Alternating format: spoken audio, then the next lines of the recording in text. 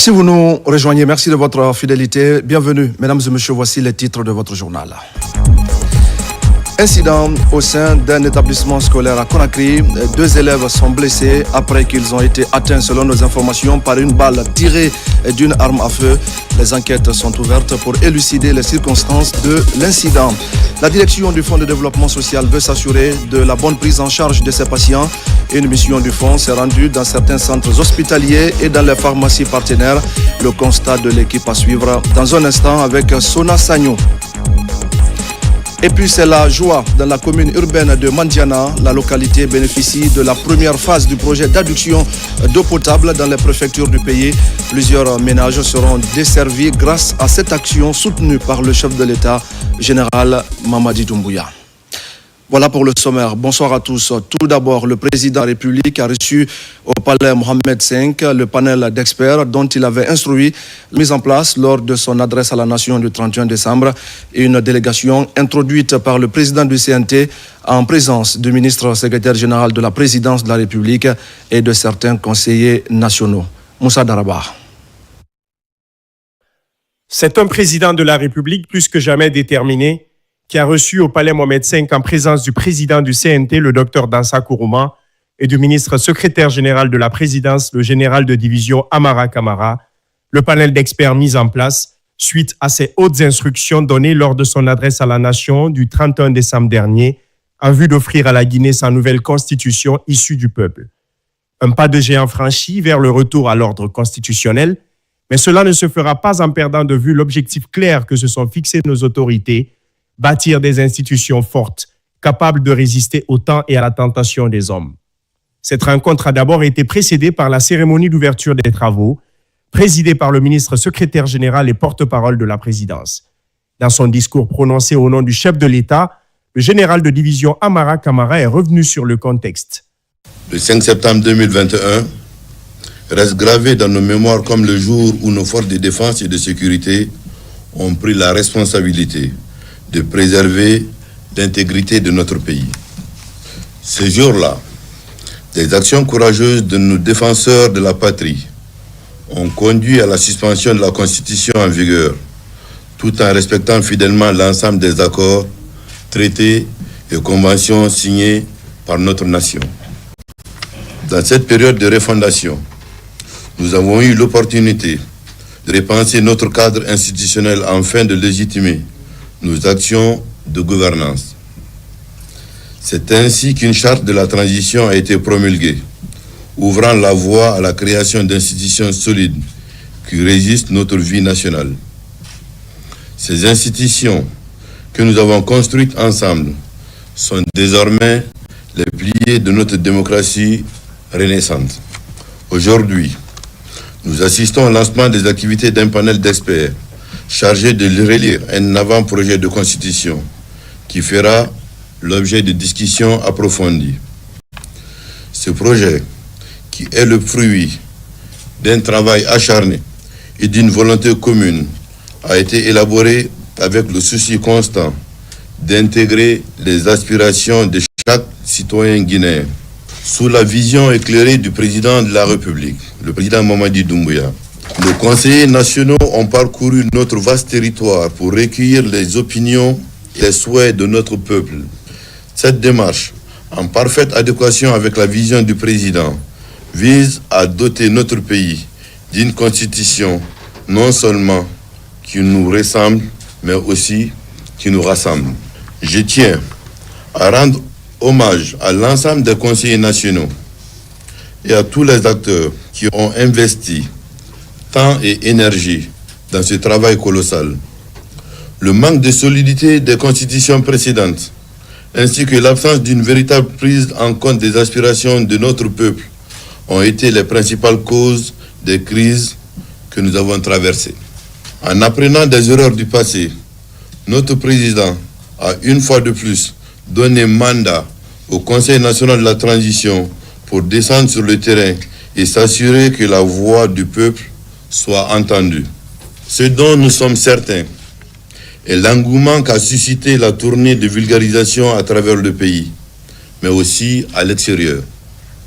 Nous sommes aussi sûrs que de nouvelles contributions aussi pertinentes et enrichissantes ont été formulées pour améliorer le travail initial qui avait fait l'objet de vulgarisation.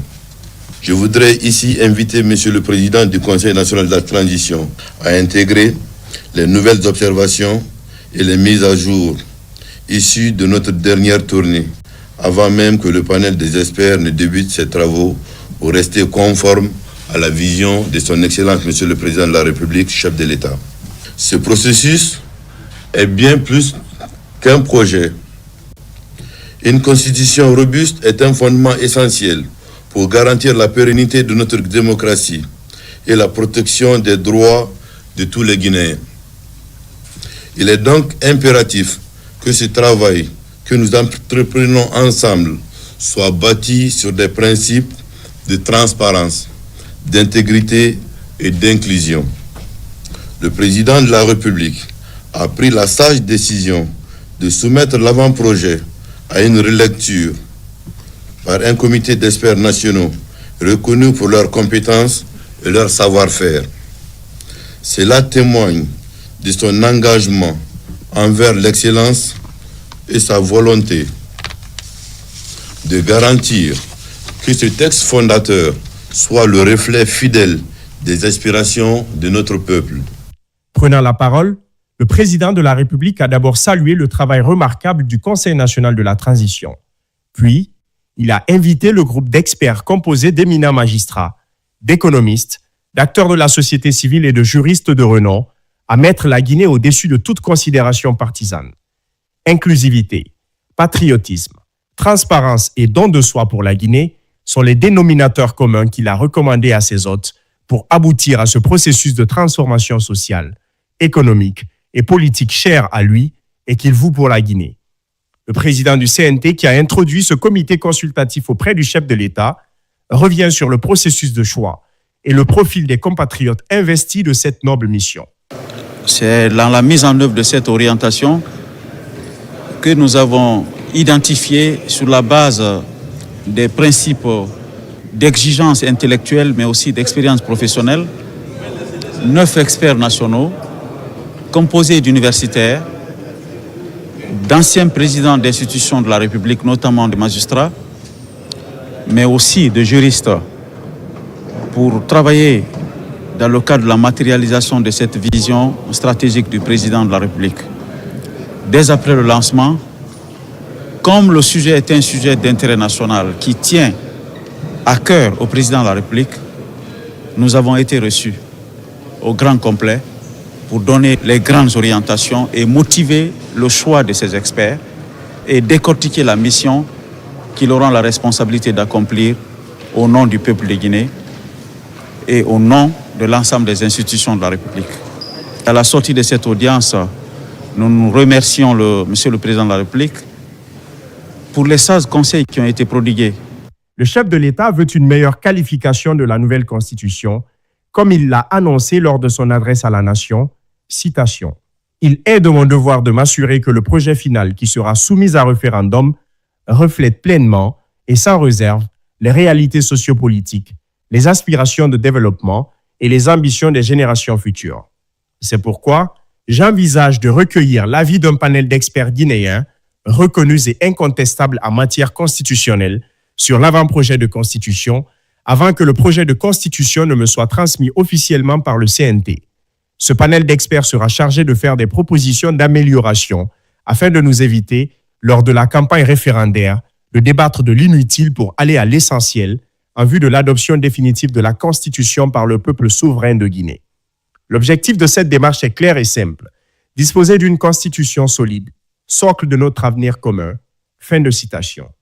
Ainsi, sera réécrite l'histoire et seront posées les bases d'une véritable refondation, celle d'une Guinée exorcisée de ses vieux démons que sont l'ethnie, la région et la religion.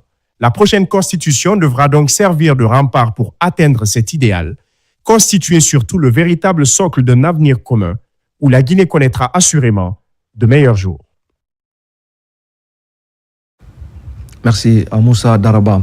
Audience du président du Conseil national de la transition, Dr Dansa Kourouma, a reçu lundi une délégation d'investisseurs togolais et ce mardi, l'ambassadeur d'Égypte en Guinée.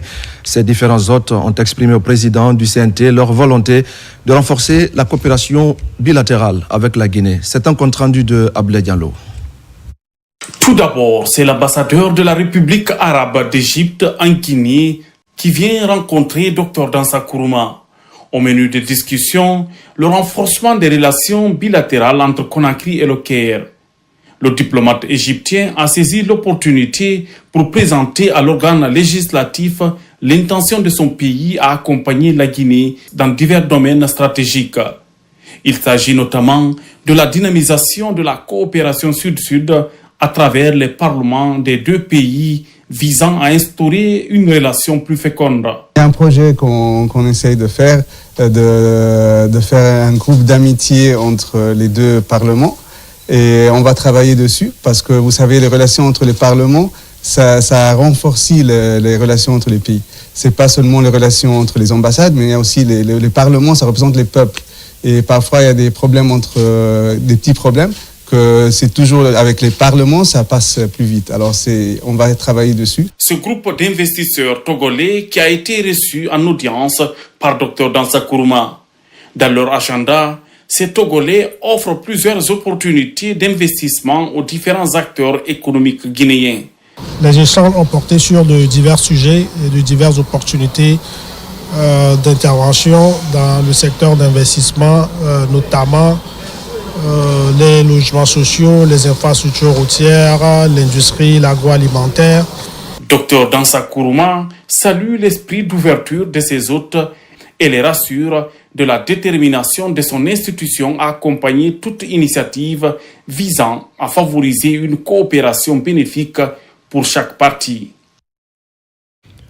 On en vient maintenant à ce programme d'aguerrissement commando pour les sous-officiers de l'armée guinéenne. Pendant plusieurs mois, ces militaires d'élite ont été soumis à de rudes épreuves physiques et mentales, ce qui leur a donc permis d'acquérir des compétences essentielles pour l'accomplissement de leur mission. Ils reçoivent leur diplôme au cours d'une cérémonie grandeur nature aux écoles militaires de Manéa. Adjudant Abdulkader Kamara, correspondant de la presse militaire.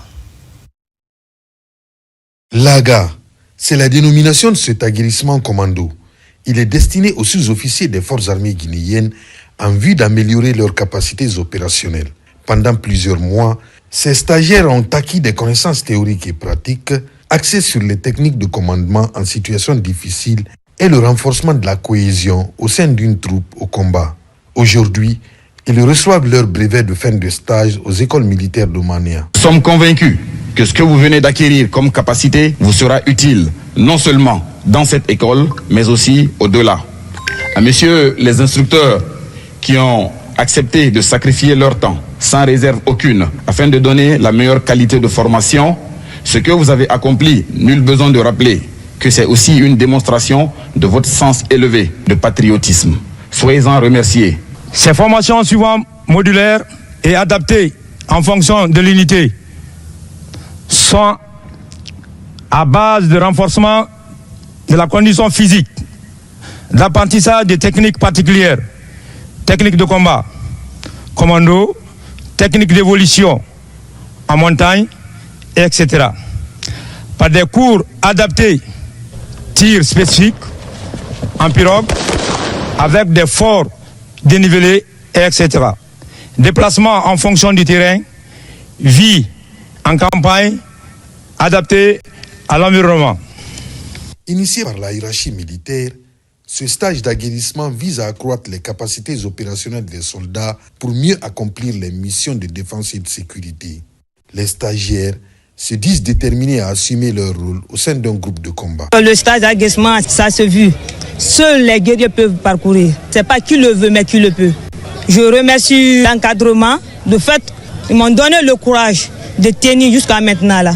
Personnel féminin dans un stage, ça remonte le moral des hommes. L'ambiance était totale du début jusqu'au jour d'aujourd'hui parce qu'on a traversé tous ces moments durs et forts ensemble et ça nous a permis aussi de cultiver la cohésion, l'esprit d'équipe et surtout le dépassement de soi. Ce programme d'aguerrissement prépare les soldats à opérer dans des environnements complexes et extrêmes. Il contribue également à maîtriser la fatigue et le stress tout en développant des qualités essentielles telles que l'audace, l'intrépidité, la prise de risque et la capacité de poursuivre une mission avec des moyens.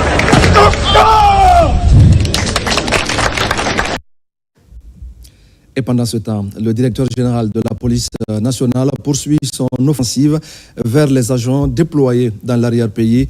Cette démarche apporte un nouvel espoir aux autorités locales, ces autorités qui expriment le besoin pressant d'un renforcement en personnel et en moyens logistiques pour assurer une meilleure protection des citoyens. Colonel Morikaba. Cette première rencontre entre le général de division Guéna Bassoli Camara et les forces de défense et de sécurité de l'intérieur du pays, ainsi que les autorités locales, marque une étape significative dans l'amélioration de la sécurité à l'intérieur du pays. Au cours de cette rencontre, les autorités locales ont saisi l'opportunité pour interpeller le directeur général de la police nationale sur les défis sécuritaires en insistant sur le besoin urgent de renforcer la présence policière et d'améliorer les moyens logistiques. Et si je vois aujourd'hui le directeur national de la police dans ma région, alors ça me rassure et ça me donne vraiment le sentiment que nous sommes vraiment bien tenus dans ce cadre de la sécurité.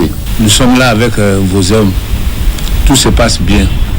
Quand c'est une grande région, on a une grande frontière. Donc tout ce qu'on peut vous demander en tant qu'autorité régionale, c'est vous demander d'augmenter le nombre de policiers dans la région. Des dispositions sont en cours pour étoffer les effectifs et renforcer les moyens logistiques afin d'améliorer la stabilité et la sécurité dans ces zones.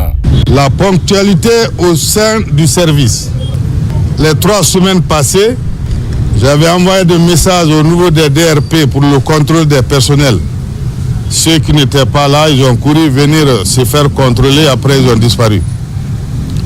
Et c'est ce qui m'a poussé de sortir, venir toucher la réalité. Et je vous dis, je vais l'assumer aujourd'hui, demain et après-demain, que ceux-ci vont dire au revoir à la police. On ne peut pas continuer à payer les gens, ils sont couchés chez eux, les autres travaillent à leur place. Je n'accepterai pas. Cette visite du directeur général de la police nationale illustre une volonté ferme de renforcer la sécurité à l'intérieur du pays. Et puis je le disais au sommaire de ce journal, c'est un incident qui a focalisé toutes les attentions ce mardi au sein de l'établissement scolaire Sainte-Marie de Nongo. Il était environ 11 heures lorsqu'un bruit plonge l'établissement dans la stupeur. Un élève vient ainsi, selon nos informations, de tirer avec une arme, faisant 2 blessés parmi ses camarades. Les victimes sont transportées à l'hôpital où elles sont prises en charge. Les détails avec Abakar Diaby et Morla Issouma. À l'école Sainte-Marie de Nongo, située dans la commune de Lambagny, un fait inattendu a secoué le personnel enseignant et les élèves. Un élève de la 12e année sciences sociales a ouvert le feu lorsque ses amis étaient en plein cours. Sur le champ, 2 de ses amis ont été touchés par l'impact de cette arme à feu de fabrication locale. Les 2 victimes ont été transportées d'urgence au centre médical communal de Ratoma pour des soins intensifs. C'était dans une classe 12e sciences sociales où un certain Bangali Kamara a ouvert le feu et il y a eu 2 victimes dans la salle de classe. Falmata Tigui Diallo de la même classe et Alassane Bari. Des blessures des côtes au niveau de bras et de l'avant-bras. Les soins sont administrés à présent au centre de santé de Ratoma où il y aura d'autres soins beaucoup plus appropriés. J'espérais mieux parce que moi j'étais à la fac. On m'a prévenu qu'il y a eu fusillade ici. Je suis venue voir. J'espérais qu'on nous donne plus d'informations et qu'on laisse les élèves sortir.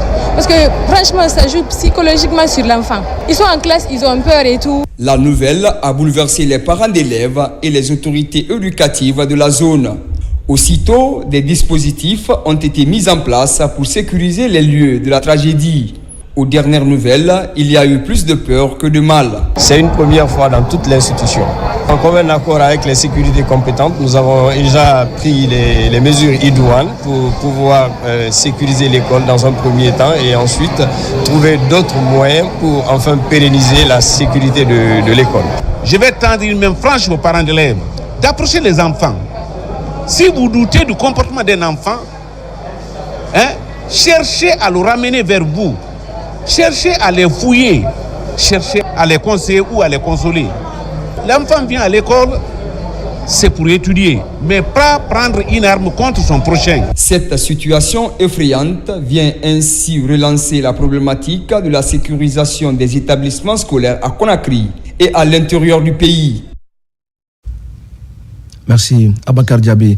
À l'enseignement technique maintenant, les inspecteurs régionaux qui évoluent dans les préfectures viennent de bénéficier d'engins roulants. C'est une initiative du chef de l'État général Mamadi Doumbouya qui vise à booster davantage ce secteur où d'importants investissements sont consentis ces dernières années. C'est un geste historique pour ces inspecteurs qui n'avaient jamais bénéficié d'un moyen de déplacement de cette nature. Tierno Ousmane Diallo. Avec le projet Simandou et l'initiative Simandou Academy, l'enseignement technique renforce à tous les niveaux son dispositif opérationnel afin de répondre efficacement aux besoins actuels et futurs en matière de formation professionnelle. La remise de véhicules neufs tout-terrain aux secteurs régionaux est inédit dans l'histoire de l'enseignement technique. Un signal fort qui décrit une volonté politique de donner à ce secteur éducatif une dimension plus importante dans l'enseignement en Guinée. Les inspecteurs régionaux sont des bras armés du ministère de l'enseignement technique en quelque sorte. Par endroits, c'est très difficile l'accès pour aller faire des contrôles de mission dans les écoles. Donc les inspecteurs, ils fournissent beaucoup d'efforts. Mais avec leur patience, parce qu'ils ont longtemps patienté, et Madame la ministre aussi a jugé utile de les doter des véhicules de service pour qu'ils puissent faciliter leur mission.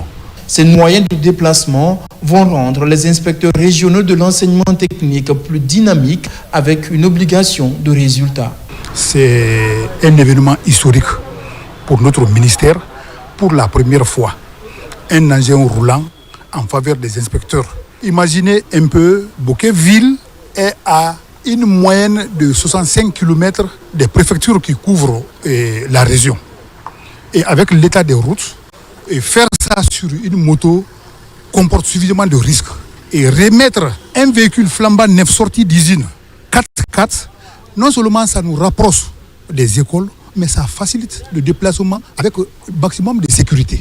Depuis l'avènement du CNRD, l'enseignement technique a connu de profondes mutations, tant sur le plan des infrastructures qu'au niveau des conditions de travail et d'études. Avec les méga-projets en cours et la vision affichée par les autorités, de belles perspectives sont annoncées pour le secteur de la formation professionnelle. Au même moment, les travaux de la Commission nationale de recrutement et de promotion des enseignants du supérieur sont officiellement lancés à Conakry. La cérémonie est présidée par le ministre de l'Enseignement supérieur, de la Recherche scientifique et de l'Innovation.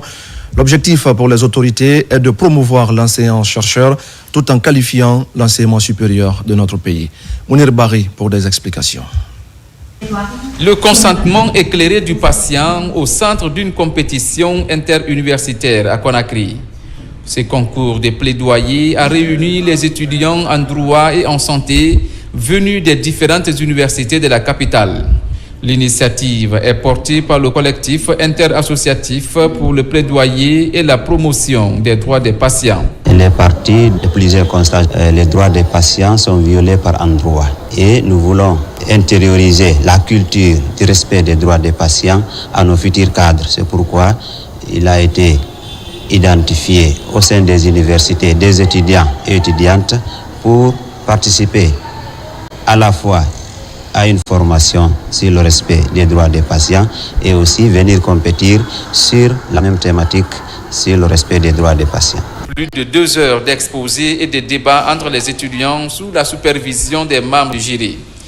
Après la délibération, c'est l'Université générale Lansana Conté qui a remporté le trophée. Sortir gagnante parmi d'autres universités.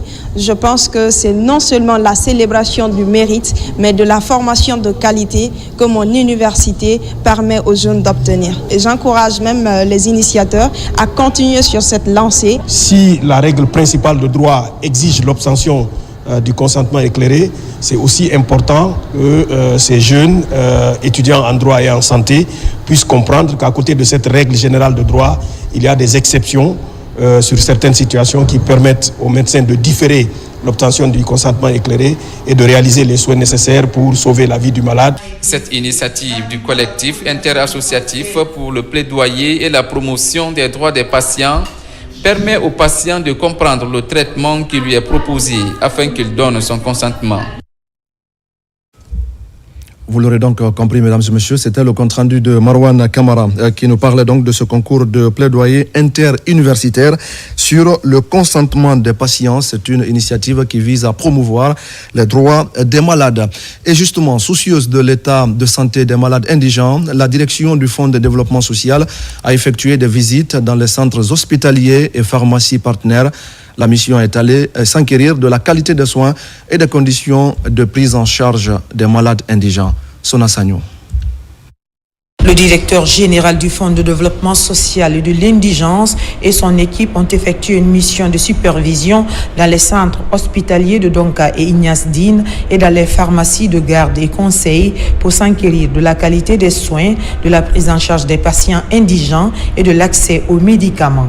Nous sommes très ravis de tout ce qui se passe sur le terrain, non seulement par rapport à la qualité de la prestation que les structures hospitalières offrent aux différents malades qui sont dans ces structures, mais aussi leur professionnalisme. Au cours de la journée, le directeur général du Fonds de développement social et de l'indigence s'est entretenu avec le personnel médical et administratif. Les inquiétudes ont été posées et des solutions proposées pour améliorer davantage la qualité des services. Le Fonds de développement social et de l'indigence, c'est un partenaire de choix pour le Centre hospitalier universitaire de Donkan. Le directeur général et son équipe, M. Diawara, c'est vraiment une équipe dynamique qui sont ici et qui sont soucieux. Ce n'est pas la première fois qu'ils viennent ici et puis ils s'enquérissent des patients, ils s'enquérissent du bien-être de leur programme, mais surtout de l'efficience et de l'efficacité. L'hôpital Ignace est un partenaire du Fonds de développement social et d'indigence. Et c'est tout à fait normal qu'ils viennent de temps en temps faire des visites de terrain. Ça permet de consolider les acquis et de corriger les faiblesses.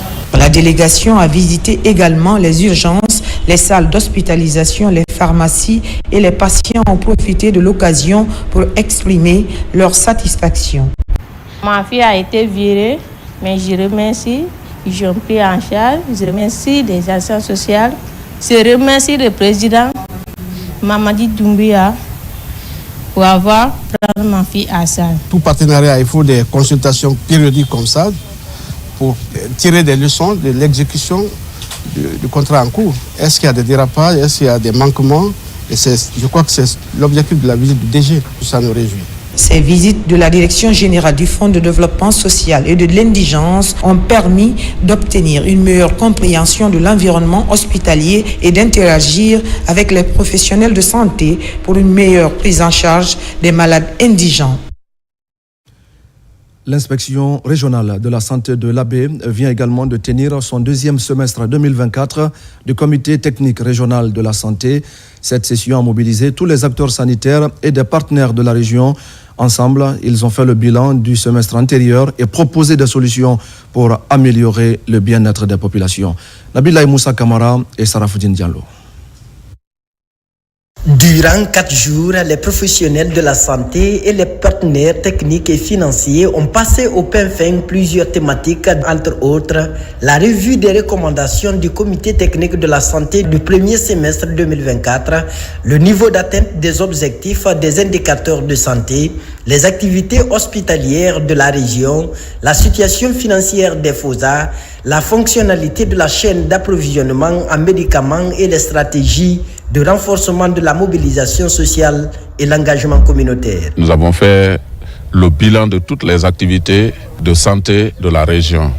Ce qui ressort, c'est que les résultats obtenus dans toutes les préfectures sont vraiment des résultats très encourageants et cela va nous permettre vraiment de continuer avec la même lancée pour pouvoir atteindre les objectifs.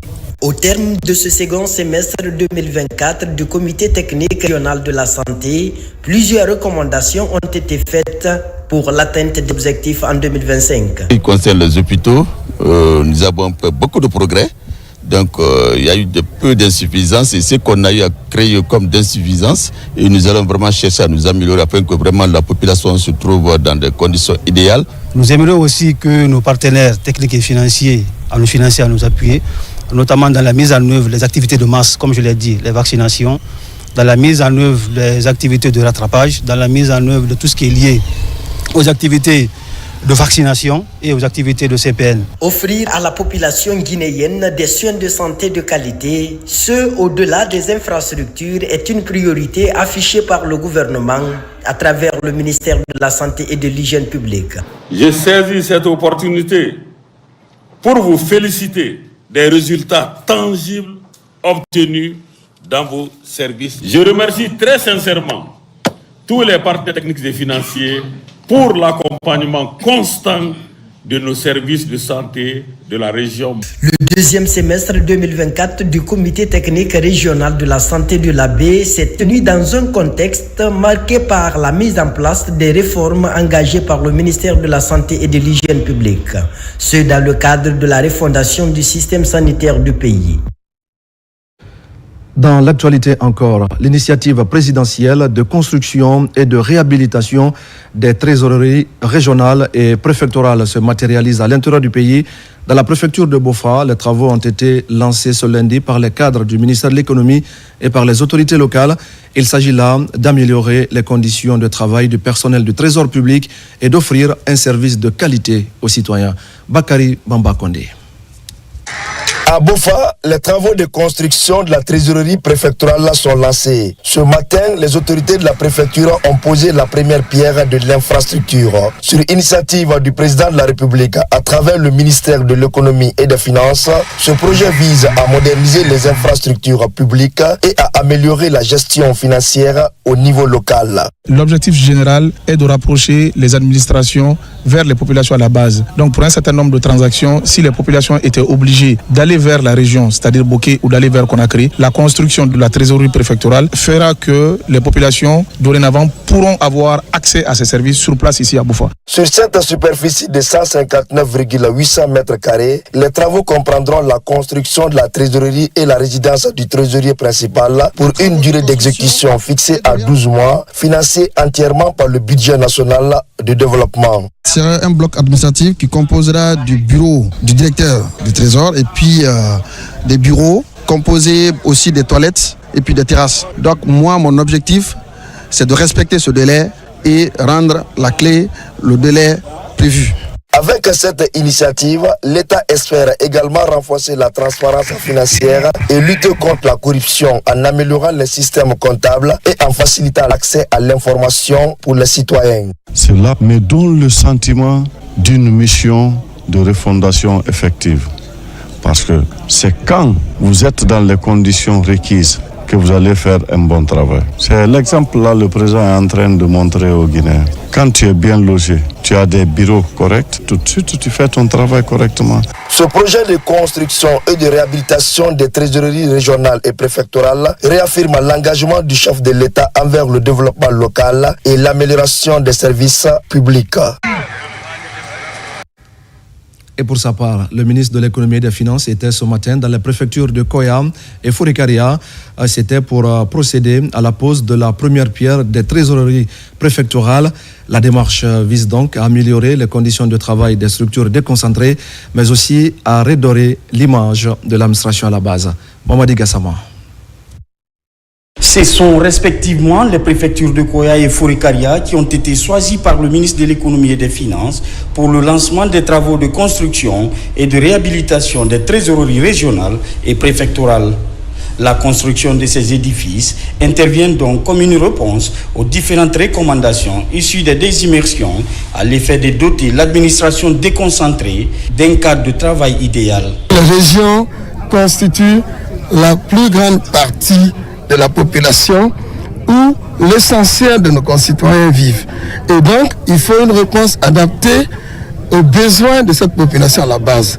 Donc, c'est l'occasion pour moi de remercier le président pour sa vision éclairée, remercier le Premier ministre, remercier l'ensemble du gouvernement à l'effet de continuer à consolider un socle de développement à la base pour que nos populations sachent que l'État existe autant à Conakry, autant en déconcentré.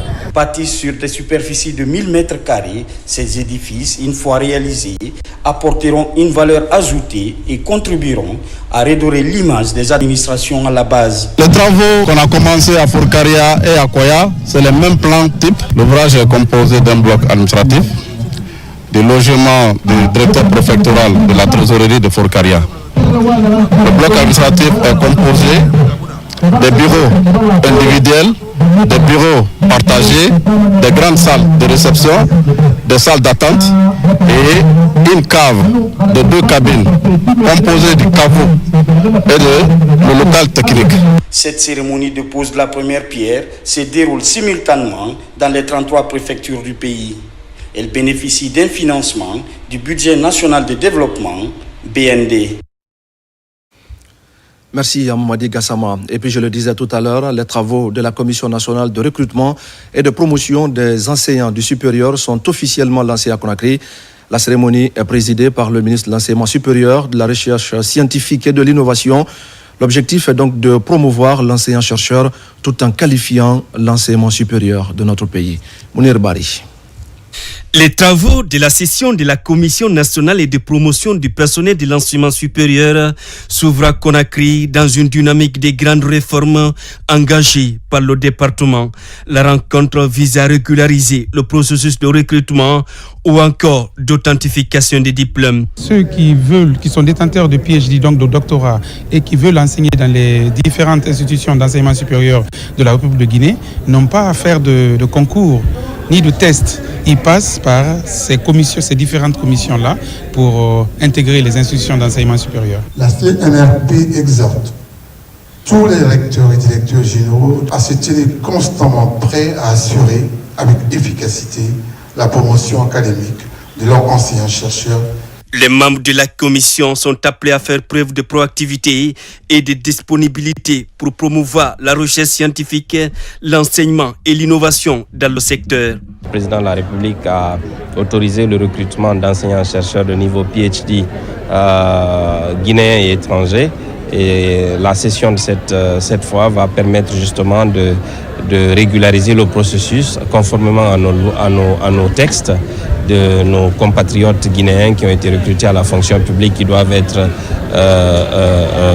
évalués par des pairs et aussi au niveau de la CNRP. La Commission nationale de recrutement et de promotion du personnel de l'enseignement supérieur est une instance consultative relevant du ministère de l'enseignement supérieur. Elle reçoit et évalue les demandes de recrutement et de promotion du personnel enseignant, surtout les détenteurs de PhD. La joie est donc immense dans la commune urbaine de Mandiana. La localité bénéficie en effet de la première phase du projet d'adduction d'eau potable dans les préfectures de l'intérieur du pays. C'est une réponse concrète du chef de l'État, général Mamadi Doumbouya, aux sollicitations faites par les populations lors de la récente immersion gouvernementale. Les travaux vont durer 2 mois avec un impact positif, vous allez le voir, sur la desserte en eau dans les ménages de Mandiana. Mamadi Terna Kamisoko. Mandiana, zone minière par excellence où le besoin en eau potable est pressant, surtout en cette période de Ramadan. Le constat a été fait il y a quelques jours par la mission de l'immersion gouvernementale. Quelques jours après, le chef de l'État concrétise la promesse tenue à Mandiana. 3 bornes fontaines seront mises en synchronisation pour desservir toute la commune urbaine. Depuis 10 ans, on criait pour qu'il y ait ça. Il faut aller vers le fleuve Chankarani, réceptionner les tricycles. Un bidon d'eau nous coûtait 1000 à 2000 francs. Mandiana ne va plus créer les questions d'addiction d'eau. Aujourd'hui, c'est un grand jour pour Mandiana, dans la mesure où nous venons assister au lancement des travaux de 3 bornes fontaines à Mandiana, offerts par son Excellence le général d'armée Mamadi Doumbouya. Ce projet, qui s'inscrit dans le cadre des priorités gouvernementales, sera réalisé par l'entreprise Marinex Group dans un délai de 2 mois. Il permettra de renforcer la capacité de production existante en atténuant la souffrance de la population. Marinex Group s'engage à réaliser ce projet avec une garantie dans un délai qui est de 2 mois. Disons en fin avril, ça trouvera que le projet est terminé. On va suivre le cours du projet avec des travaux précis pour qu'on arrive à terminer dans les brefs délais. Suite à la récente immersion gouvernementale qui s'est passée il y a 1 mois, le ministre de l'énergie, de l'hydrocarbure et de l'hydraulique a pu constater le manque d'accès à l'eau potable. Suite à cela, monsieur le ministre, sous sa supervision, nous a mandaté de venir commencer les travaux pour qu'on puisse au moins répondre ces engagements par des actes très concrets sur le terrain. Mandiana devient ainsi le point de départ d'un vaste programme d'adduction d'eau potable dans les villes de l'intérieur du pays, piloté par le ministère de l'Hydraulique. Dans les prochains jours, Bouquet s'apprête à accueillir la même action d'amélioration d'accès à l'eau potable. Et de Mandiana, nous partons pour la baie et nous allons sur place évoquer la lutte contre la dégradation des écosystèmes. L'ONG Guinée Écologie vient de remettre des équipements agricoles dans la localité de Kata, commune rurale de Noussi. Le geste vise à développer des pratiques agricoles plus écologiques et plus respectueuses de l'environnement. Mamadou Alpha Baldé et Sarafoudine Diallo.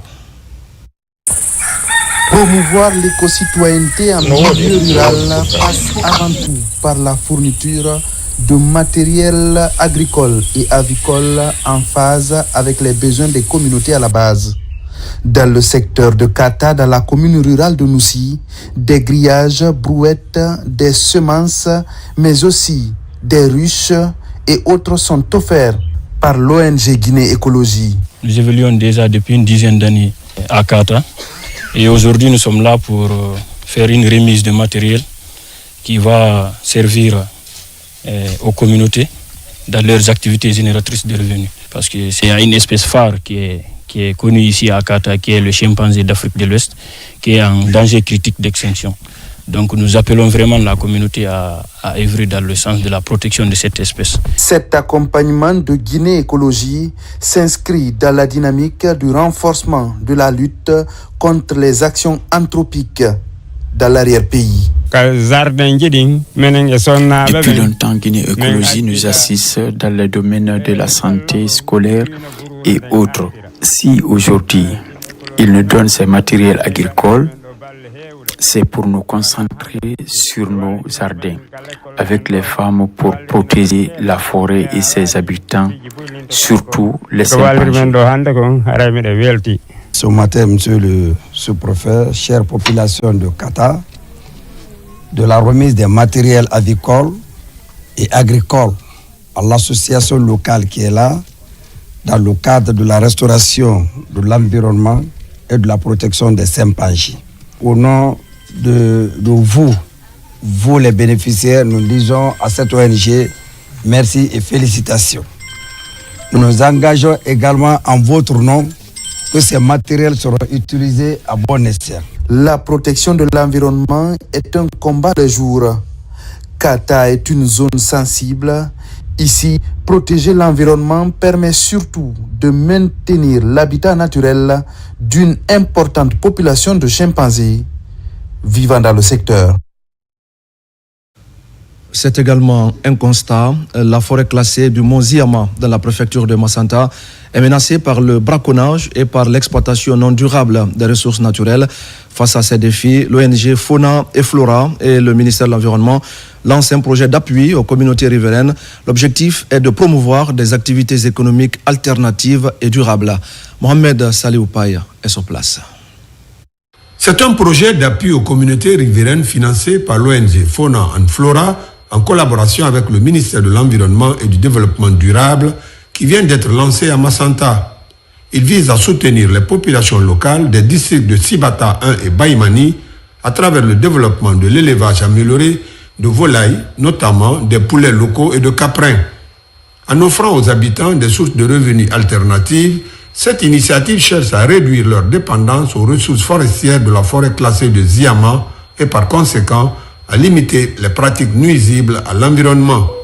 Nous les appuyons dans le sens que nous ne disons pas juste de ne pas détruire la forêt, mais nous menons des actions qui les permettent aussi de vivre sans détruire cette bijou qu'on a à les réserves de Ziama. Les communautés qui vivent autour de cette réserve-là pratiquent du braconnage et ils le font parce qu'ils ont aussi besoin de la protéine. Donc, suivant nos enquêtes, nous sommes focalisés sur l'élevage afin qu'on puisse trouver une alternative. Non, cela démontre déjà que, franchement, avec la réserve de biosphère de Ziama, ensemble avec les communautés, si ça continue dans cet élan, nous avons l'espoir de mener une bonne préservation dans le cadre de contrer, en tout cas, tout ce qui contribue à la dégradation de cette forêt. Classée comme patrimoine naturel, la forêt du Mont Ziama joue un rôle crucial dans l'équilibre écologique de la région. L'un des objectifs majeurs de ce projet est d'impliquer activement les communautés locales dans sa gestion durable.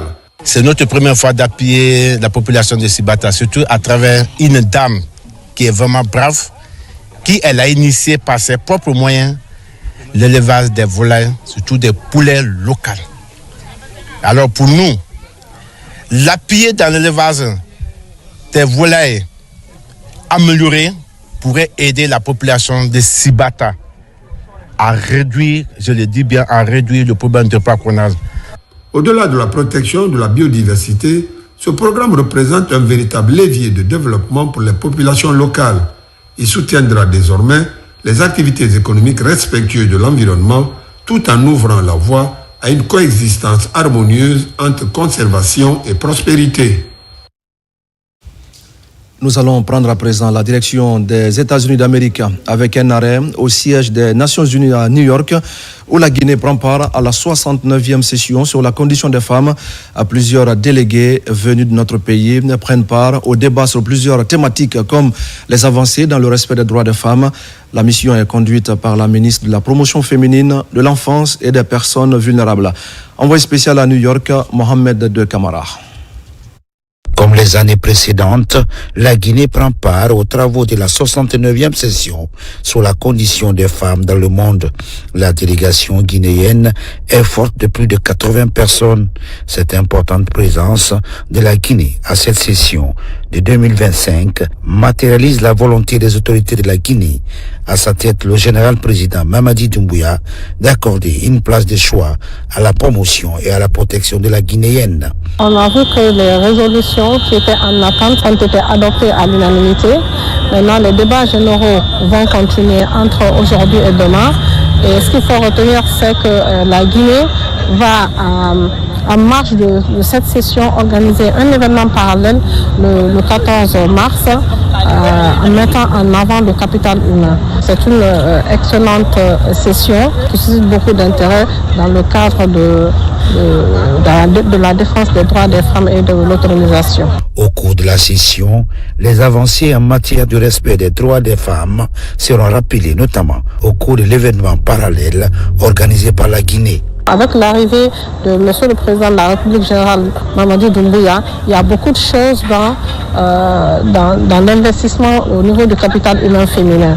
Par exemple, il a mis en place un fonds d'appui aux activités économiques des femmes qui vient appuyer les femmes entrepreneurs et celles même qui ne sont pas entrepreneurs à aller vers des activités génératrices de revenus. Et aussi dans le cadre du méga projet Simandou, programme de développement du pays, il y a un axe sur l'éducation et notamment le Simandou Academy qui met un accent aussi particulier sur l'éducation mais surtout l'éducation des femmes. Il y a 20% d'exploitation de la mine qui vont aller exclusivement dans l'éducation, mais les 25% seront réinvestis sur les filles qui vont évoluer vers les métiers de STEM. Le lancement de cette 69e session a permis à la délégation guinéenne, conduite par la ministre de la Promotion féminine, de l'enfance et des personnes vulnérables, de faire une réunion de cadrage, l'idée est de mettre tous les membres de la délégation au même niveau d'information, une manière pour les délégués de faire une participation remarquable à cette rencontre mondiale. Dans le reste de l'actualité, l'ambassade de la République de Guinée au Royaume-Uni, de Grande-Bretagne, de l'Irlande du Nord, de l'Irlande et de l'Islande a célébré le 8 mars avec la communauté guinéenne. Un panel d'échange est initié ainsi qu'une rupture collective de jeunes avec des bénédictions pour la Guinée et pour les Guinéens. Makeme Donzo. Le 8 mars de chaque année est une occasion de réflexion, de reconnaissance et d'engagement au Royaume-Uni. Les ressortissants guinéens venus de toutes les villes se sont retrouvés autour de l'ambassadeur Ali Diallo et tout son staff pour rappeler les progrès réalisés en matière d'égalité des sexes, mais aussi les défis qu'il reste à relever pour bâtir une société plus juste et inclusive. J'ai profité de cette fête internationale des femmes pour passer le message de la consolidation de la culture de paix et de son Excellence, Monsieur le Président de la République, le général Mamadi Doumbouya, qui, depuis son arrivée à la tête de notre pays, fait de l'autonomisation des femmes, l'emploi des jeunes et des femmes, une priorité de sa gouvernance. Le panel des femmes sur le thème « Pour toutes les femmes et filles, droit, égalité et autonomisation » était riche en échanges et en perspectives. Les expériences des unes et des autres ont permis de bien camper le sujet. Monsieur Mamadi Doumbouya, il faut regarder les femmes guinéennes surtout.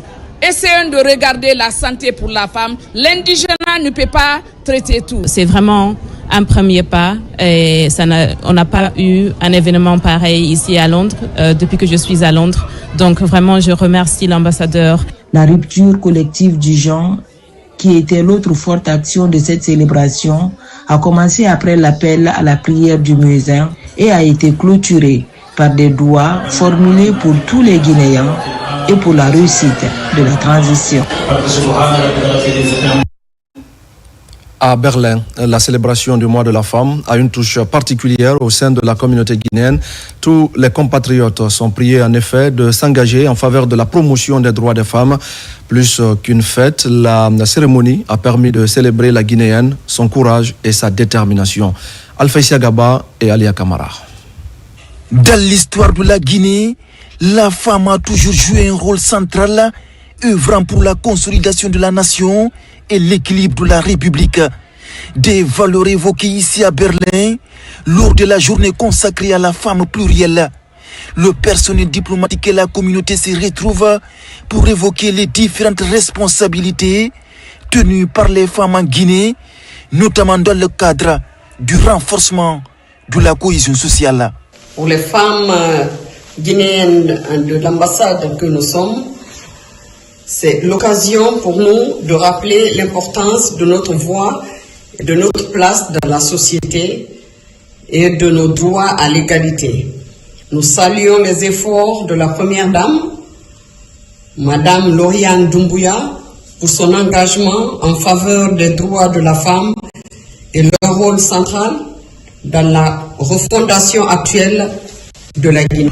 Au sein de cette forte communauté guinéenne, la célébration revêt un caractère exceptionnel et une saveur particulière sur fond d'engagement.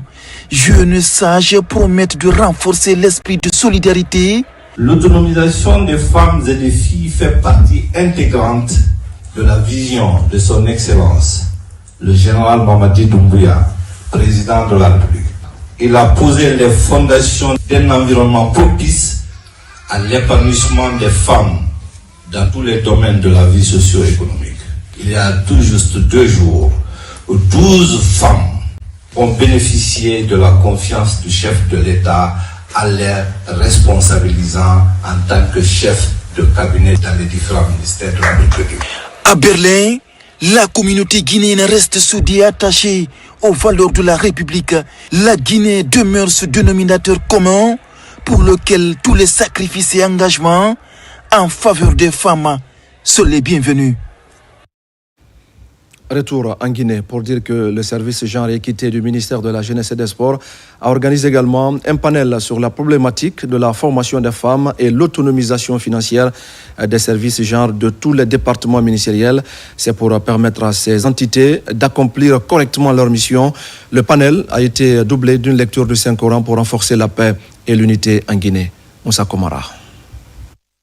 La prise en compte des dynamiques de genre et la lutte contre les inégalités femmes-hommes dans le monde professionnel constitue un enjeu majeur. C'est dans ce contexte que les femmes du ministère de la Jeunesse et des Sports prennent la parole pour interpeller le pouvoir public à renforcer l'autonomisation des services genre et équité créés dans les départements ministériels. Si ces services-là sont érigés en direction générale, quand on a une ligne budgétaire, certainement, tout ce qu'on veut faire, on pourra essayer de faire parce que le problème de genre, de l'égalité, c'est entre femmes et hommes. Ce panel est aussi l'occasion pour ces femmes de louer les efforts du gouvernement dans la promotion des femmes aux postes de décision. La sous-représentation des femmes dans les secteurs clés et la formation sont aussi abordées. La femme doit se mettre à niveau à tout moment. Quand je prends ces instances sportives, si je prends l'exemple du Comité national olympique, sur les 13 membres, quand même, il y a 5 dames qui sont responsables au sein du bureau exécutif. C'est encore lent, mais ce n'est pas rien. Mais il faut se former. Présent à ce panel, le secrétaire général du département a invité les femmes à se former pour mériter les postes de décision. Investissez-vous sur la formation. Arrêtez d'attendre qu'on vous donne. Si vous estimez que nous partons dans les mêmes écoles, nous avons les mêmes facultés mentales, nous suivons les mêmes processus, ça veut dire que nous avons les mêmes droits, ça veut dire que nous pouvons faire les mêmes choses. Ce 8 mars est l'occasion pour ces femmes du département de la Jeunesse et des Sports de dénoncer les violences faites aux femmes. Une lecture du Saint-Coran et des prières pour consolider la paix et l'unité nationale ont ponctué la rencontre. Le responsable de la société Alport Conakry profite également de ce mois de mars pour célébrer le savoir-faire des femmes qui évoluent dans la conduite des engins lourds et autres pratiques professionnelles réservées aux hommes. Les responsables sont engagés à promouvoir l'égalité des genres et à renforcer l'autonomisation des femmes au sein de la société. Nabilaï Moussa Kamara et Suleiman Kaba. Le mois de la femme est célébré sur le terminal conventionnel du port. Dans les bureaux comme sur le terrain, l'engagement est collectif pour promouvoir l'égalité et renforcer l'autonomisation des femmes. C'est ce métier que j'ai choisi dans ma vie, conductrice du cru. Ça fait des années que je me débrouille ici. Je plaide auprès du président de la République pour nous aider en tant que femmes. Pour mettre en lumière le savoir-faire professionnel des femmes, des politiques sont en place. Des politiques qui favorisent un environnement de travail équitable pour ces femmes, qui ne cessent d'ailleurs d'impressionner les hommes à travers la qualité de leurs prestations.